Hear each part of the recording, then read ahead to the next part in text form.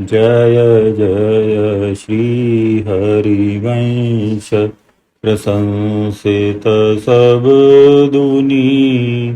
सारा सार विवेकित कोविद बहुगुनी। कैसे उपापी क्यों न हो श्री हरिवंश नाम जो ले।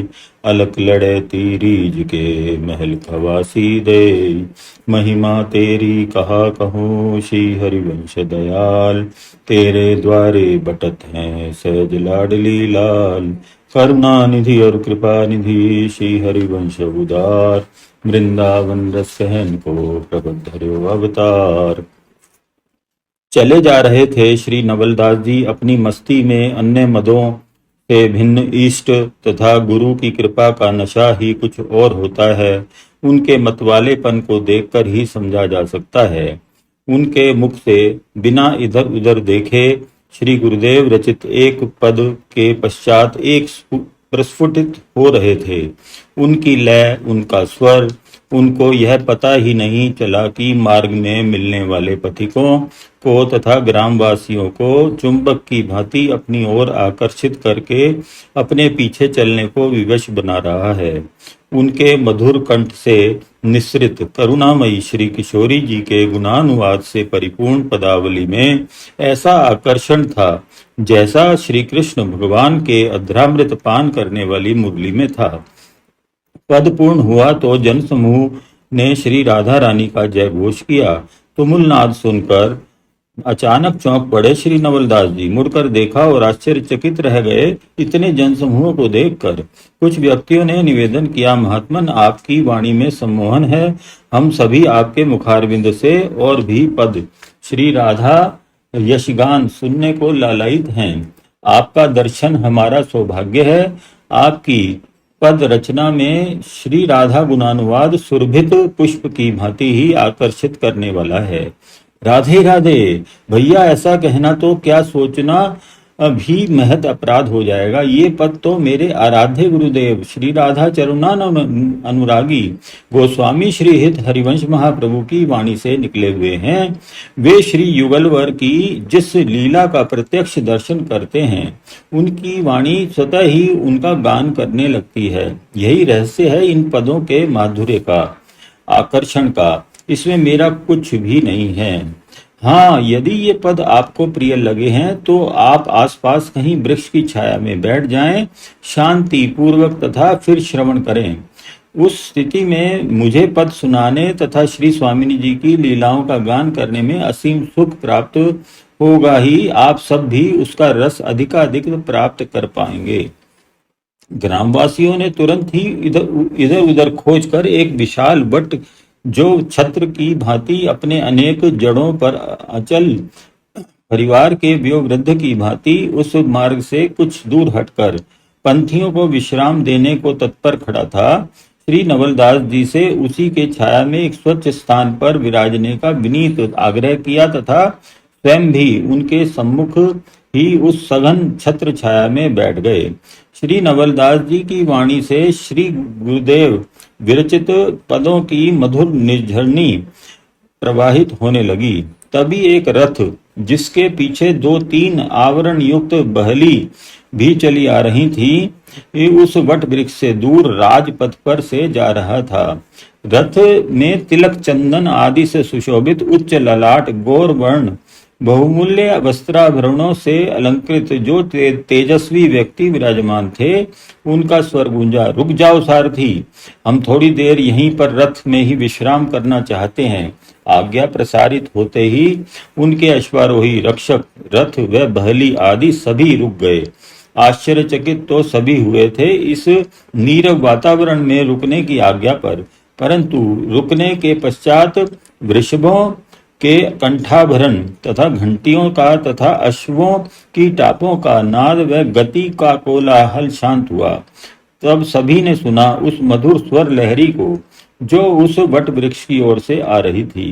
यद्यपि शब्द पूर्ण रूपेण समझ में नहीं आ रहे थे तथापि स्वर मनमीन को लुभा रहे थे।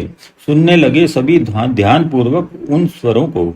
श्री नवलदास जी जो अब तक 3-4 पद सुना चुके थे, अब श्रोताओं की जिज्ञासा शांत करने के लिए उन पदों का भाव समझाते हुए जन समूह को श्री हित हरिवंश महाप्रभु का परिचय भी दे रहे थे। उल्लसित उल्लसित जन जब उनके भाव भरे श्री राधा माधव केली कला रस का मर्म समझे तो स्वयं को धन्य मानते हुए श्री नवलदास जी से मंत्र दीक्षा ग्रहण करके उनके शिष्य बनने की प्रार्थना करने लगे।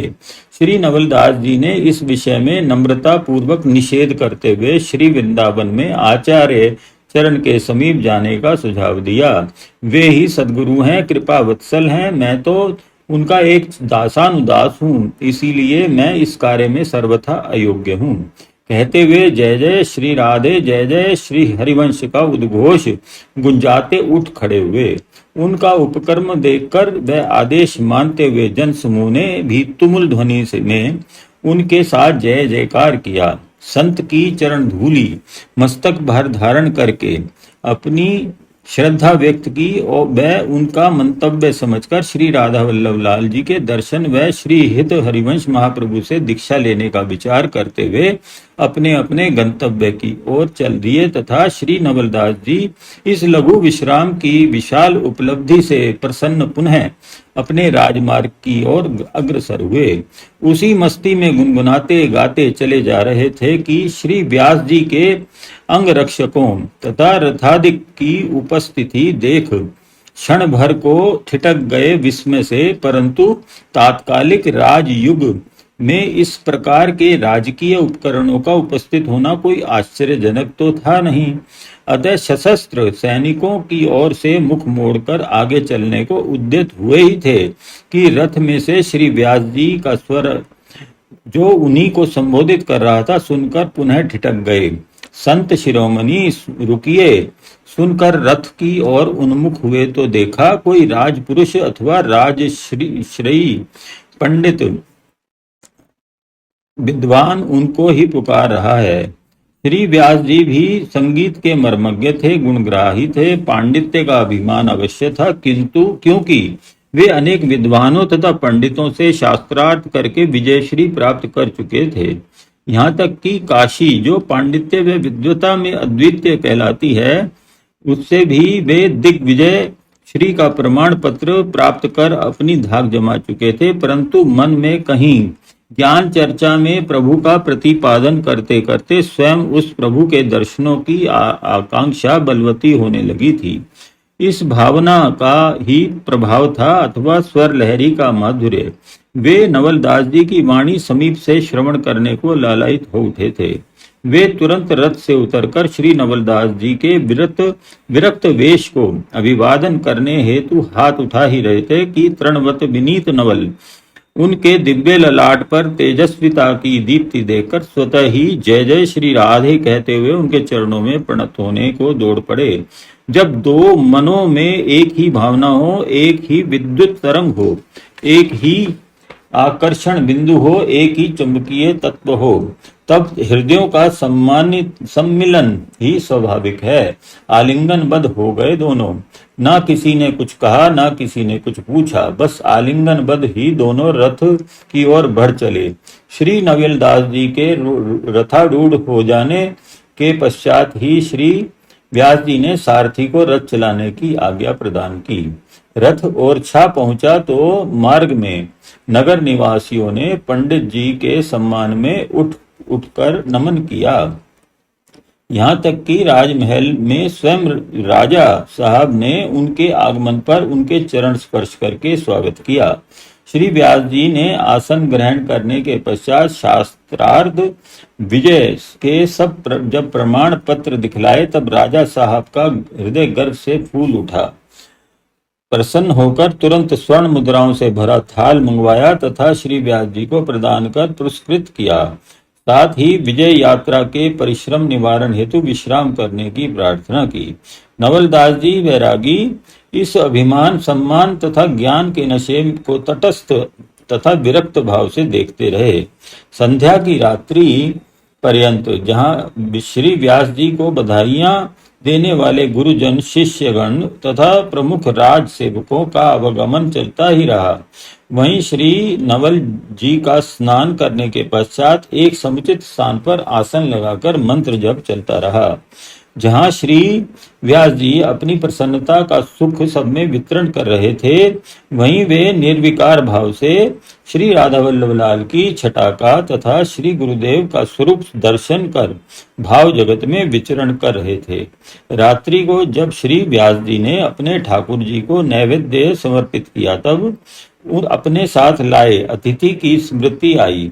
मन ही मन लज्जा अनुभव करते वे श्री नवलदास जी के समीप आकर व्यस्तता के कारण विलग रहने पर खेद प्रकट करते हुए प्रसाद ग्रहण करने का आग्रह करने लगे। नवल जी से सहज ही स्वीकृति पाकर भोग लग चुकने के पश्चात दोनों ने साथ साथ ही प्रसाद ग्रहण किया, परंतु शैया पर विश्राम करने के लिए जब व्यास जी ने आग्रह किया, तब विनीत स्वर में अस्वीकार करते हुए अपने नियमानुसार ही भूमि पर अपने कंबल को बिछाकर उसी पर विश्राम करने लगे। भोर में दोनों ही ब्रह्म वेला में उठकर नित्य कर्म से निवृत्त होकर अपने आसन पर आसीन हो चुके थे। जहाँ श्री व्यास जी अपने प्रभु की सेवा शास्त्रोक्त मंत्रोच्चारण सहित वैदिक विधि से संपन्न कर रहे थे, वहीं श्री नवल जी अपनी मानसिक भावना में श्री हिताचार्य महाप्रभु को श्री युगलवर को जगाने का प्रयास करते हुए दर्शन कर रहे थे। श्री राधावर की अलसाती मदमाती झांकी करके बलिहार हो रहे थे। तभी सखियां मंगल भोग ले आईं। श्री हित सजनी जी को भोग लगाने की प्रार्थना करते व भोग लगाते प्रभु की झांकी करके तो पुलकित ही हो गए श्री नवल जी। श्री गुरुदेव प्रदत्त मंत्र का अनहद नाद निरंतर गूंज रहा था। श्रेष्ठ योगी की भांति वे बाह्य ज्ञान से सर्वथा शून्य, निश्चल सरल मेरुदंड समाधिस्थ आसनासीन थे। वे दर्शन कर रहे थे। भोग आरोगते समय निद्रा के भार से युगलवर का अलसाना, उनके पलक मूंद जाना, शिथिल अंग असावधान होते देख श्री ललिता जी द्वारा वीणा वादन करना, अन्य सखियों द्वारा उनके पुनः पुनः चैतन्य कराने का प्रयास करना, सुख सारिकाओं का मधुर कलरव, श्री हित सजनी जी द्वारा उनके उलझे अवतरणों को सुलझाते तथा पान की लालिमा पलकों पर तथा अधरों पर युगलवर के कज्जल रेखा को देख सुख अनुभव करते हुए सखियों को दर्शन देने के लिए मंगल कुंज में पधारने की प्रार्थना करना। सभी दृश्य श्रव्य उनको वहीं उसी अवस्था में प्रत्यक्ष दृष्टि एवं श्रवणगत हो रहे थे। उनके रोम कंटकवत सीधे हो गए थे रोमांच से। तभी लाल जी श्री स्वामिनी जी सहित उनकी दाहिनी भुजा अपने स्कंद पर तथा अपनी वाम भुजा उनकी कटी में लपेटकर डगमगाते अलसाते मदमाते शैया से नीचे उतरे। मंगला आरती के पूर्व ही इस झांकी का दर्शन करते हुए नवल जी के प्रेमाश्रु बिंदु ढलक रहे थे कपोलों पर। तभी श्री हित सजनी जी ने श्री जी की ओढ़नी में लपेट दिया युगलवर को। इकलाई में मंगल कुंज में सिंहासन पर विराजमान कर दिया। नवल जी आनंद विभोर हो रहे थे। उनके मुख से इस झांकी का सजीव चित्रण जो श्री हित हरिवंश महाप्रभु जी ने इसी स्थिति में कभी गान किया था, प्रस्फुटित होने लगा। आज अति राजत दंपति भोर, अंसनी पर भुज दिए विलोकत, इंदु वदन विविओर। आज अति राजत दंपति भोर। तभी मंगला आरती करने लगी हित सजनी जी। आरती हो चुकी। सखियों की जय जयकार की ध्वनि से कुछ आलस्य कम हो गया है युगलवर का, परंतु अभी रात्रि विहार की सूरत मन को पुलकित कर रही है। आनंद सिंधु में किलोल करते चल दिए युगलवर वन भ्रमण करने। अब भी श्री जी के मन में सुरतांत रस लहरा रहा है। श्री लाल जी के मुख दर्शन की चेष्टा में अभी तक सुकुमारी किशोरी जी की पलक पंखुड़ी का भार मानो बाधा डाल रहा है। इसीलिए पग डगमगत चलत वन विहरत रुचिर कुंज घन खोर। जय श्री हित हरिवंश लाल ललना मिली हियो सिरावत मोर। पदगान का भान तो था ही नहीं, परंतु उस आनंद लहरी में निमग्न नवल जी की मुख आभा दमकने लगी थी। वे तो निरंतर पान कर रहे थे इन छवि सिंधु की उच्छलित तरंगों से विकीर्णित बिंदुओं का। उधर अपने मंदिर में सेवा करते श्री व्यास जी के श्रवणों में श्री नवलदास जी के कक्ष से प्रथम स्वर पढ़ते ही उनका ध्यान उधर ही आकर्षित हो गया था। श्री व्यास जी मुख से मंत्रोच्चारण कर रहे थे, करों से प्रभु की मंत्रोनुकूल सेवा कर रहे थे, परंतु कर्ण श्रवण कर रहे थे एकमात्र वही पद जिसे श्री नवल जी गा रहे थे। संपूर्ण इंद्रियों की शक्ति मानो श्रवणों में ही समा गई थी। शीघ्रातिशीघ्र सेवा विधान पूर्ण कर श्री व्यास जी नवल जी के समीप ही चुपचाप विराज गए। किसी सेवक की दृष्टि पड़ी, स्वामी को नंगी भूमि पर बैठे देखा तो अपने सेवक कर्तव्य का निर्वाह करते हुए वह तुरंत ही अपने स्वामी की सेवा में आसन लेकर उपस्थित हो गया। स्वामी का ध्यान आकर्षित करने के लिए वह उनसे आसनासीन होने की विनती करने लगा। श्री व्यास जी संभवतः यदि कोई अन्य अवसर होता रहा होता तो निश्चित ही उसे पुरस्कृत करते, परंतु इस समय तो दूध में मक्खी की भांति आनंद में विघ्न डालने वाला प्रतीत हुआ। प्रताड़ित करने लगे उसे। अपने अपराध से अनजान सेवक आसन छोड़कर भागा कक्ष के बाहर। श्री नवलदास जी के कर्णों में प्रताड़ना का स्वर पड़ा तो उनका मन श्री जी की झांकी अंतश्चेतना में विराजमान कर बाह्य जगत में प्रविष्ट हो गया। नेत्र खोलते ही आसन पटक कर सेवक को कक्ष से बाहर जाते देखा तथा श्री व्यास जी को कुछ शुद्ध अपने समीप ही भूमि पर विराजे देखा। पूर्ण परिस्थिति का क्षण भर में ही अनुमान लगा लिया नवल जी ने। श्री व्यास जी की भावना देखकर चकित हुए नवल जी ने भी उनसे आसन पर विराजमान होने का आग्रह किया। साथ ही इस समय यहाँ इस प्रकार उपस्थित होने का कारण जानने की जिज्ञासा करते हुए उनके प्रातःकालीन कार्यकलापों में अपने द्वारा पड़े किसी व्यवधान के लिए क्षमा प्रार्थना भी करने लगे। भक्तों के स्वभाव में दैन्य संकोच स्वाभाविक ही होता है। श्री नवलदास जी का स्वर सुनते ही उनके ध्यान भंग करने का सेवापराध मानकर श्री व्यास जी भी संकुचित हो गए।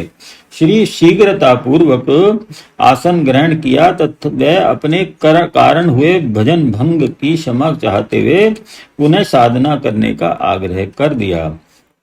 श्री नवल जी तो पद पूर्ण हो जाने के पश्चात वन विहार की झांकी में निमग्न थे।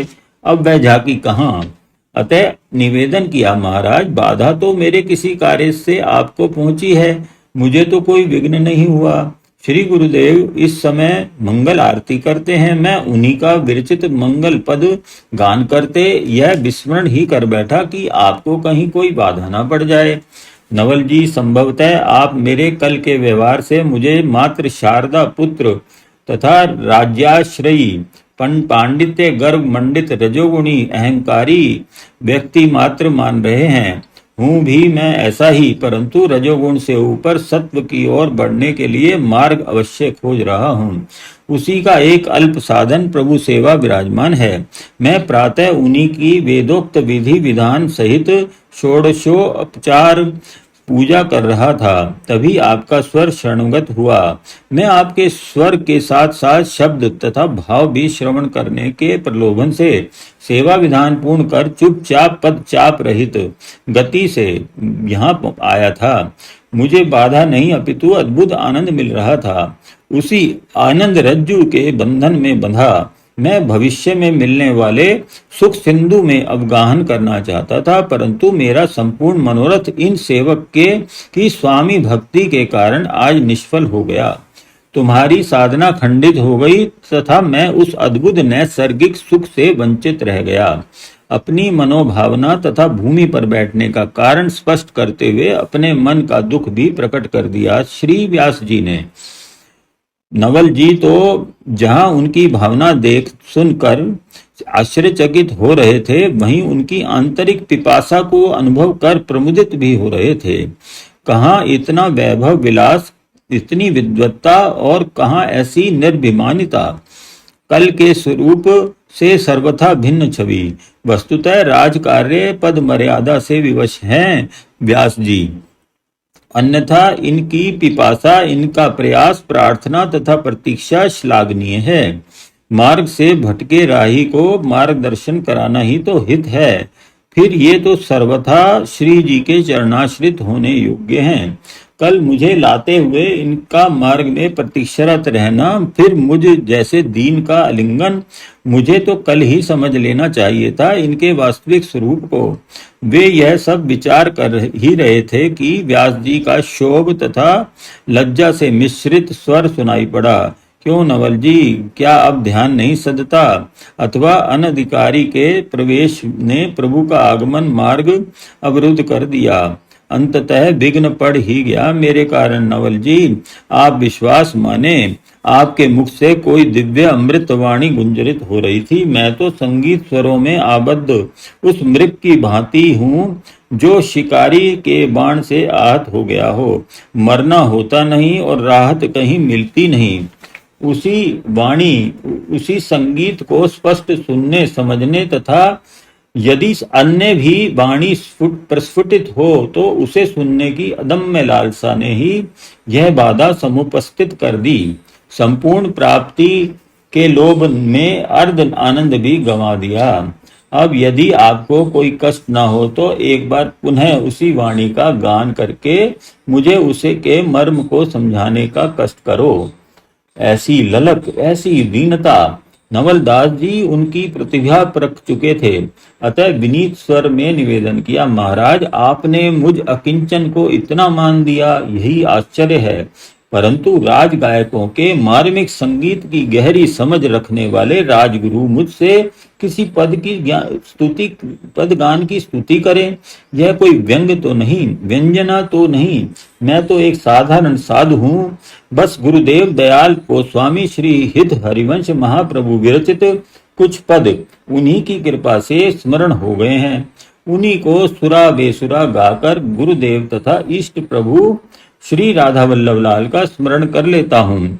इसमें ताल लय के संगीत के ज्ञान का तो प्रश्न ही नहीं है। फिर पद श्रवण करने की ऐसी उत्कंठा, वह भी मुझसे, मेरी बुद्धि में ही यह बात समा नहीं रही है। नवल जी गायक बहुत अच्छा संगीत गा सकते हैं, नर्तकी बहुत ही सुंदर तरीके से हाव भाव प्रदर्शित करके उस पद को जीवंत कर सकती है, परंतु जो हृदयगत आह्लाद तुम्हारे स्वरों में है वह कहाँ से ला पाएंगे? वे कला के प्रति समर्पित कलाकार हैं, भाव के प्रति समर्पित भावुक नहीं। यहाँ वाद्य नहीं, हृदय तंत्री की झंकार गूंज रही थी। स्वर में कंठ की मधुरिमा नहीं, भाव की गहराई का समझ का आरोह अवरोह था। नृत्य की झंकार, नृत्य की गति तथा नुपुरों में नहीं, अपितु तुम्हारी विवलतापूर्ण आनंदित दशा में थी।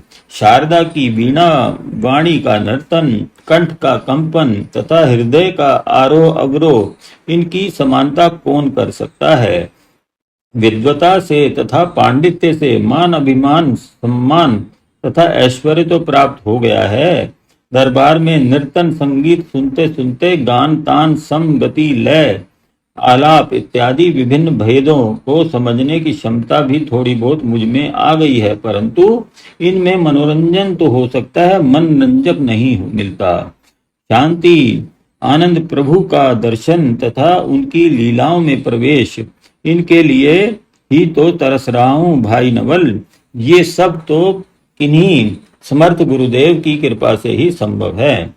सेवा, पूजा तथा उपासना के मंत्र तथा पद मैं भी बोलता हूँ, परंतु मन तो छू ले, हृदय तंत्री को झंझना दे, सम्मोहन डाल दे, या स्वर रज्जू से मन कुरंग को समीप खींच ले, ऐसा तो आज से पूर्व ना कभी सुना ना अनुभव किया। मैं शास्त्रार्थ करता निरंतर भटकता रहा हूँ।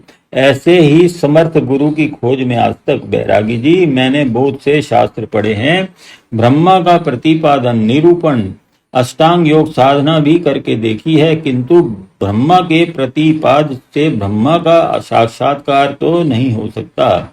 प्राप्त होती है मात्र प्रशंसा, मान पत्र, अथवा शास्त्रार्थ विजय का प्रमाण पत्र जो अहंकार तो बढ़ा सकते हैं, ओंकार से नहीं मिला सकते।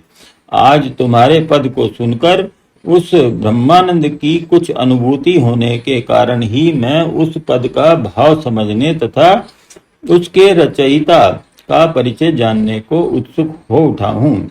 मैंने अपनी बुद्धि के अनुसार पद का भाव समझने की चेष्टा की है, परंतु वह सही है या गलत यह निर्णय तो तुम उसी पद को पुनः सुनाओ तभी हो सकता है। सुनाओ ना नवल। अर्थ भी अनंत आत्मीयता की पराकाष्ठा थी उनके स्वर में। नवल जी ने क्षण भर तो नत नयन करके श्री जी के नूपुर पर दृष्टि डाली। श्री जी मुस्कुरा रही हो मानो समझ गए अपनी लीला सहचरी को श्री युगलवर अब अपने समीप महल में बुलाना चाह रहे हैं, जो इस समय यहाँ श्री व्यास रूप में अवतीर्ण हुई उन्हीं को उनकी खोज में भटक रही हैं। मैं तो उनकी इच्छा पूर्ति का माध्यम मात्र हूँ। श्री गुरुदेव का पद इसीलिए पंडित जी के मर्म को छू गया है कहीं। अत्यंत हर्षित मना उन्होंने भाव विभोर होकर आज अति राजत दंपति भोर पद को पुनः रस प्लावित स्वर में गाना प्रारंभ कर दिया। कब मन समाधिस्थ हो गया कुछ पता ही न चला। वन विहार का दर्शन करके पुलकित होने लगे। अनेक बार पुनरावृत्ति कर करके एक ही पंक्ति को गा रहे थे।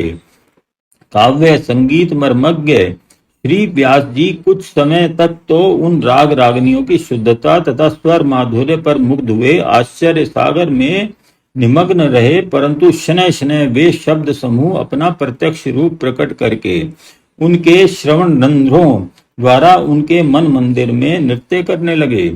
शब्द अब मानस पटल पर चित्र बना रहे थे। वही दृश्य जो कुछ समय पूर्व श्री नवलदास जी ने देखा था, अब श्री जी की कृपा से व्यास जी देख रहे थे। उनका तन आनंद उर्मियों को सहन न कर सकने के कारण प्रकंपित हो रहा था। प्रति रोम स्वेद निर्झर बन गया था। बंद नेत्रों के सम्मुख श्री किशोरी जी की कृपा से श्री वृंदावन अपनी स्वामिनी जी की लीला प्रकट कर रहा था। अपना दिव्य दर्शन करा रहा था वृंदावन।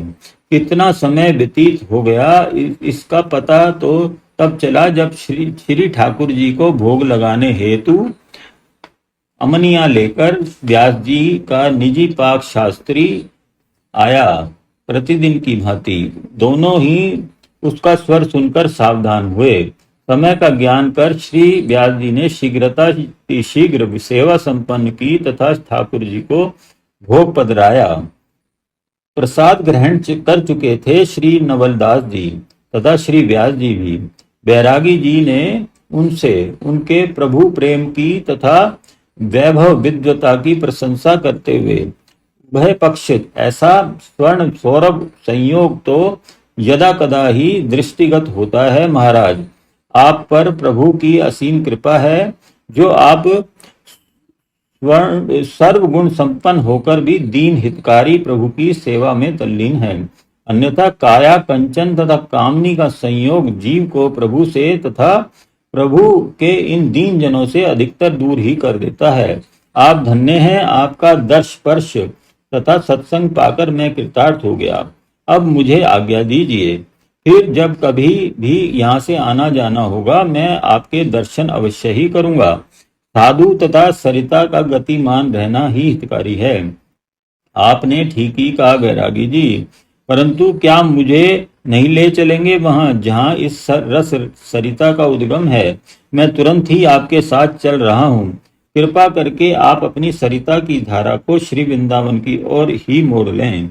आपके गाए हुए पद मैंने कल मार्ग में भी सुने थे, परंतु वे पूर्ण रूपेण समझ में नहीं आ सके थे क्योंकि राजपथ तथा आपके स्थान में कुछ अधिक दूरी ही थी। परंतु अब यह पद तो शूल की अनी की भांति हृदय में चुभ गया है, गहरे कहीं धस गया है। बस एक ही बात अभी तक समझ में नहीं आ रही है कि यो सिरावत मोर यह कैसे संभव है। हमारी भक्ति से उनका हृदय आनंदित हो, पुलकित हो, शीतल हो, यह तो स्वाभाविक है। संभव है। बालक के सत्कर्म से गुरुजन प्रसन्न हो, यह तो प्राकृतिक धारा है, स्वाभाविक है। किंतु बालक के हृदय को माँ बाप के कार्य शीतलता प्रदान करने वाले हों, यह कैसा मार्ग? यही समझने में मेरी बुद्धि गोता लगाकर भी मुक्ता चुनने में असमर्थता अनुभव कर रही है। वह कौन सा कार्य है जिससे प्रसन्न होकर ये मुरलीधर बनवारी नटवर मेरा हृदय शीतल कर दें? मैं तो श्रीमन नारायण के शालिग्राम स्वरूप की ही शास्त्रोक्त विधान से सेवा करता रहा हूँ। आपके द्वारा पद को श्रवण करने के पश्चात इतना जीवन व्यर्थ जाने की पीड़ा हृदय में शूल सी चुभ रही है। यहाँ क्षण भर भी व्यतीत होना अब असह्य हो रहा है।